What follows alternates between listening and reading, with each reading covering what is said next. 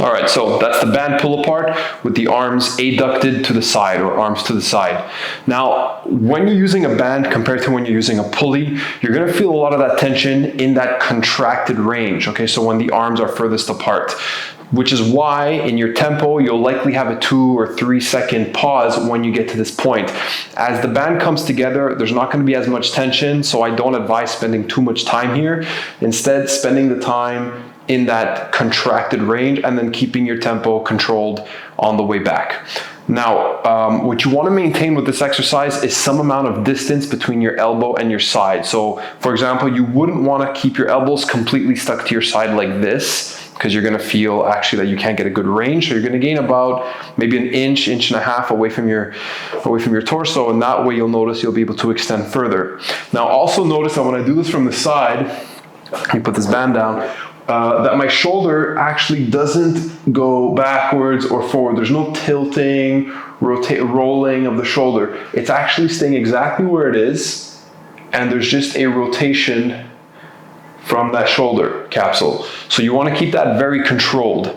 Now, what I also suggest is try and do this exercise without any band. So just start like this with a bit of that distance on each side, okay, and open up.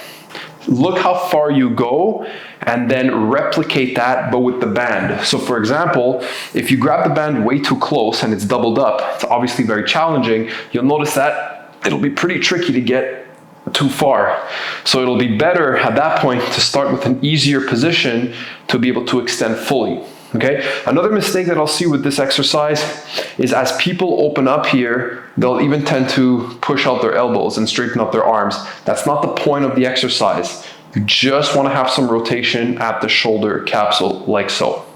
If you're doing this one arm at a time, which you could do, for example, you would want to do it one arm at a time if you have some type of injury to one side and you want to make sure that each side gets the same amount of stimulus and that one side does not take over. What I suggest is that you take a rolled up towel like this one and you fit it between your elbow and your torso like this. And then of course this will have to be attached somewhere. So for example, here, I'll do the other side. Bring this here. Now the band is a little bit high, so this ideally should be at the level of my hand, but for the sake of the video, I'll show it to you like this, and then like that, you can focus on one arm at a time.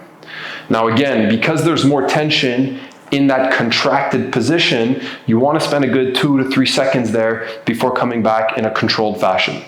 So those are band pull aparts with the arms to the side.